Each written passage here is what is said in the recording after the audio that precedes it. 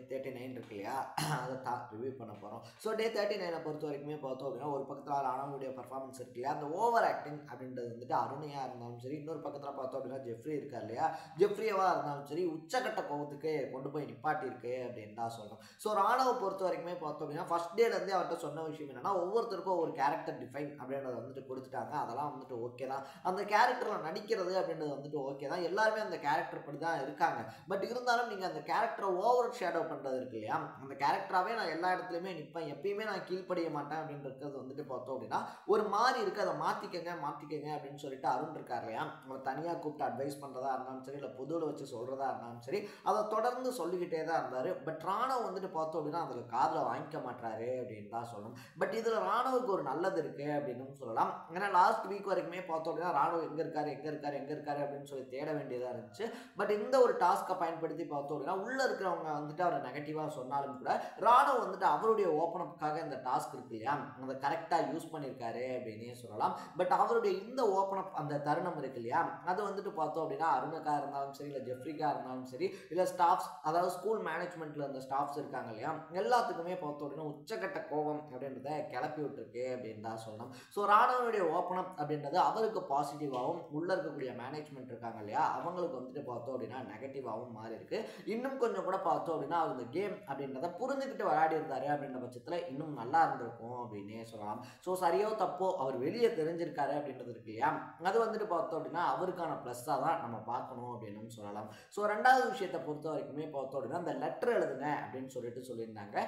யார் வேணாலும் யாருக்கு வேணாலும் எழுதலாம். இந்த வீட்டில் வந்துட்டு இந்த ஸ்கூல் டாஸ்க் இருக்கு இல்லையா, அது ஏதாவது தப்பு நடந்துருந்துச்சு அப்படின்னா அந்த தப்பை சுட்டி காட்டி எழுதுங்க அப்படின்னு வந்துட்டு சொல்லியிருந்தாங்க. ஸோ இந்த லெட்டர் டாஸ்க்கை பொறுத்த வரைக்குமே பார்த்தோம் அப்படின்னா விஜய் சேதுபதி நேரில் வந்து 5 வாரமாக நேராக பேசுங்க, மழுப்பி பேசாதீங்க, ஒளிச்சு மறைச்சு பேசாதீங்க அப்படின்னு சொல்லிட்டு நேராக கிளாஸ் எடுத்தே அவங்க கேட்கல. இந்த லெட்டர் டாஸ்க்கில் மட்டும் கேட்டுருவோமா அப்படின்னு சொல்லிட்டு பார்த்தோம் அப்படின்னா ஒவ்வொருத்தருமே பார்த்தோன்னா எவ்வளோ மழுப்ப முடியுமோ மழுப்பி அதை ஃபன்னாக கொண்டு போகிறது, இல்லை லவ் லெட்டர் மாதிரி எழுதுறது அப்படின்னு சொல்லிட்டு பார்த்தோம் அப்படின்னா இந்த மழுப்பல் கேம் இருக்கு இல்லையா, டைரெக்டாக சொல்ல வர விஷயத்தை நீங்கள் பண்ணது தப்பு, நீங்கள் இதை திருத்திக்கணும் அப்படின்னு சொல்லாமல் பார்த்தோம் அப்படின்னா அந்த விஷயத்தை மழுப்பி உழப்பி அதை வந்துட்டு எப்படி எடுத்துகிட்டு போகிறது அப்படின்னு சொல்லி தான் பார்க்குறாங்களே தவிர டைரக்ட் கேம் அப்படின்றது இன்னும் பிக் பாஸ் கண்டஸ்டன்ட் விளையாடவே மாட்டுறாங்க அப்படின்னு தான் சொல்லணும். ஸோ அதை எப்போ பழகிக்க போகிறாங்க, ஏன்னா கிட்டத்தட்ட 6 வாரம் முடிஞ்சு போச்சு, 7வது வாரத்துக்குள்ளே போகவும் போகிறாங்க. அட்லீஸ்ட் இனி இருக்கக்கூடிய வாரங்கள்லையாவது அந்த கேமை விளையாடுவாங்களா, இல்லை இப்படி உழப்பி மழுப்பியே வந்துட்டு லாஸ்ட் வரைக்கும் கொண்டு போயிடலாம் அப்படின்ற ஐடியாவில் இருக்காங்களா அப்படின்லாம் தெரில.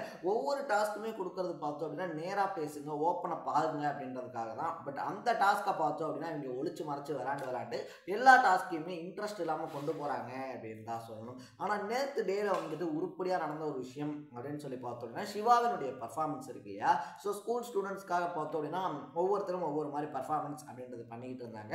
அதில் சிவாவினுடைய பர்ஃபார்மன்ஸ் அப்படின்றது வந்துட்டு ரொம்பவே சூப்பராக இருந்துச்சு அப்படின்னே சொல்லலாம். அவருடைய மிமிக்ரியாக இருந்தாலும் சரி, இல்லை பாடி லாங்குவேஜஸாக இருந்தாலும் சரி, அவர் வந்துட்டு கலை இருக்கு இல்லையா அதை எவ்வளோ தூரம் ரசிக்கிறாரு, அவர் எந்த அளவுக்கு வந்துட்டு அவருக்கான அவருடைய வாய்ப்பு இருக்கு இல்லையா அவருக்கான வாய்ப்பா அவர் என்னவா ப்ரூஃப் பண்ணிக்கணும் அப்படின்றத நினைக்கிறாரு அப்படின்றது நேற்று அவருடைய பர்ஃபார்மன்ஸ்ல தெரிஞ்சு அப்படின்னே சொல்லலாம். என்னதான் பிக் பாஸ்குள்ள கேம் ஆட வந்திருக்கேன், டைட்டில் வின் பண்ண வந்திருக்கேன் அப்படின்ற பாயிண்ட் ஆஃப் வியூல அவர் இருந்தாலும் கூட பார்த்தோம் அப்படின்னா இன்னொரு பக்கத்தில் வந்துட்டு அவருடைய டேலண்ட் என்ன அப்படின்றத வெளிக்காட்டிடணும், அதன் மூலியமா அவருக்கான ஒரு வாய்ப்பு இருக்கு இல்லையா அது கிடைச்சிடணும் அப்படின்றத வந்துட்டு ரொம்பவே உறுதியாக இருக்காரு அப்படின்னு சொல்லலாம். ஸோ அந்த வாய்ப்பு அவருக்கு கிடைக்குது அப்படின்ற பட்சத்தில் ரொம்பவே ஹாப்பியான பர்சனாக நான் மாறுவேன். ஏன்னா அவ்வளவு டேலண்டான பர்சனாக சிவா இருக்காரு அப்படின்னு தான் சொல்லணும்.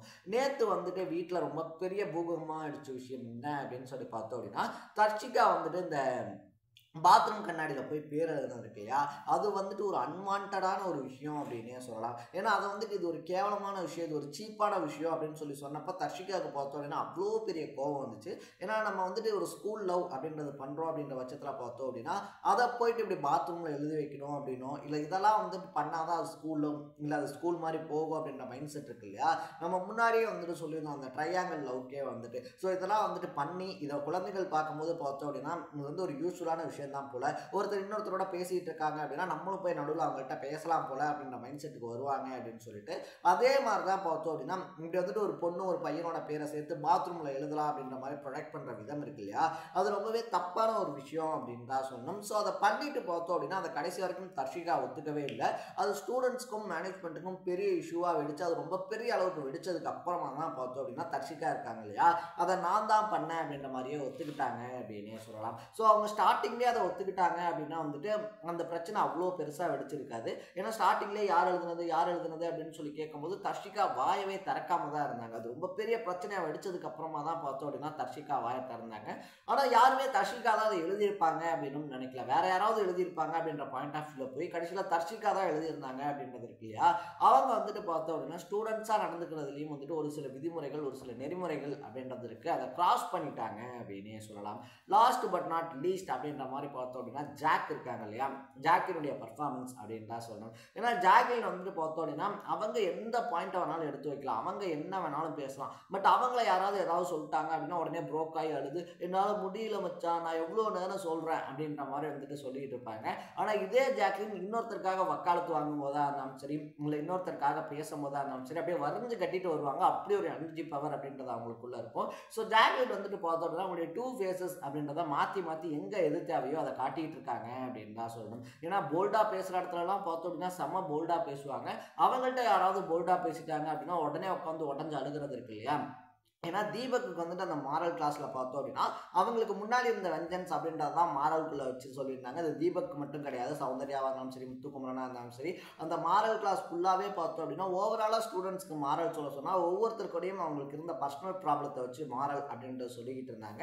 அது தீபக்கை ட்ரிகர் பண்ணிருந்துச்சு அப்படின்னே சொல்லலாம். ஸோ நேற்று வந்து அந்த இஷ்யூவை எடுத்து வைக்கும் போது பார்த்தோம் அப்படின்னா தீபக் கிட்ட மன்னிப்பு கேட்டு போய் பாத்ரூமில் உட்காந்து மணிக்கணக்காக அழுததாக இருந்தாலும் சரி, இதெல்லாம் வந்துட்டு ஒரு தேவையில்லாத பர்ஃபார்மன்ஸ் அப்படின்றதான் என்னுடைய பாயிண்ட் ஆஃப் வியூ நான் பார்க்குறேன். ஏன்னா அதே ஜாக்லின் தான் பார்த்தோம் அப்படின்னா வேற யாராவது ஏதாவது பண்ணாங்க அப்படின்னா அதுக்கு அகைன்ஸ்டாக 1 மணி நேரம் பேசுகிறாங்க. ஒவ்வொருத்தரையா கூப்பிட்டு முத்துக்குமரனை கூப்பிட்டா இருந்தாலும் சரி, இல்லை ஒவ்வொருத்தரையா கூப்பிட்டு அவங்க எக்ஸ்பிளைன் பண்ணிக்கிட்டே இருக்கு இல்லையா, என் கேரக்டர் இதுதான் நான் அப்படி இல்லை, என் கேரக்டர் இதுதான் நான் அப்படி இல்லை அப்படின்னு சொல்லிட்டு அவங்க எக்ஸ்பிளைன் பண்ணிட்டே இருந்தாங்க அப்படின்னா இந்த சீசன் ஃபுல்லாக அவங்க எக்ஸ்பிளைன் பண்ணிகிட்டே இருக்க வேண்டியதுதான். அதை தாண்டி வேற ஒன்றும் நடக்க போகிறது இல்லை. ஸோ அதையாவது ஜாக்லின் புரிஞ்சுக்கிட்டு கேம் விளாட்றாங்க அப்படின்ற பட்சத்தில் பார்க்குறதுக்கு கொஞ்சம் இன்ட்ரெஸ்டாக இருக்கும் அப்படின்றது தான் என்னுடைய பாயிண்ட் ஆஃப் வியூ அப்படின்னே சொல்லலாம். லாஸ்ட்டில் பார்த்தோம் அப்படின்னா டாப் 3 ஒஸ்ட் 3 அப்படின்னு சொல்லி பிரிச்சிருந்தாங்க. அதில் ஸ்டூடெண்ட்ஸில் டாப் 3ல பார்த்தோம் அப்படின்னா Muthukumaran first, Sachana second, Rayan third வந்திருந்தாங்க அப்படின்னே சொல்லலாம். ஸோ என்னை பொறுத்த வரைக்குமே பார்த்தோம் அப்படின்னா ஃபர்ஸ்ட் 2 பிளேசஸ் கூட ஓகே, பட் ரயானுக்கு தேர்ட் பிளேஸ் கொடுத்தது அப்படின்றது இருக்கு இல்லையா, அவர் என்ன பெருசாக செஞ்சார் அப்படின்றது எனக்கு பர்சனலாக தெரியவே இல்லை. அவருடைய கேரக்டருக்கு ஏற்ற மாதிரியும் அவர் பெருசாக எதுவும் பண்ணலை அப்படின்னு தான் சொல்லணும். முத்துக்குமரன் சாச்சனா கூட ஸ்டூடெண்ட்ஸ்க்கான அந்த ஸ்டாண்டர்ட் அப்படின்றதெல்லாம் அமைதியாக பர்ஃபார்மன்ஸ் அப்படின்றது பண்ணாங்க. ஒஸ்ட் 3ல பார்த்தோம் அப்படின்னா நம்ம எக்ஸ்பெக்ட் பண்ண மாதிரி அருண் இருக்கார் இல்லையா, அருணா இருந்தாலும் சரி, ஆர்னவா இருந்தாலும் சரி, ரியாவா இருந்தாலும் சரி, இவங்க 3 பேருமே வந்திருக்காங்க. இவங்க 3 பேருமே அதுக்கு டிசர்வ் அப்படின்னு கூட சொல்லலாம். ஏன்னா அந்த அளவுக்கு பிரச்சனைகள் குழப்பங்கள் அப்படின்றத தொடர்ந்து பண்ணிக்கிட்டே இருந்தாங்க.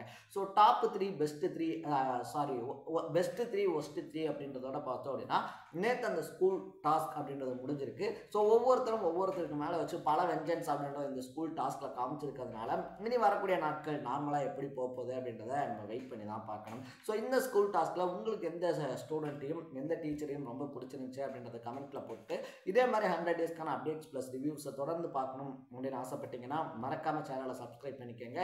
நாளைக்கு டே 40 ரிவ்யூவோட சந்திக்கலாம். Tata, bye by.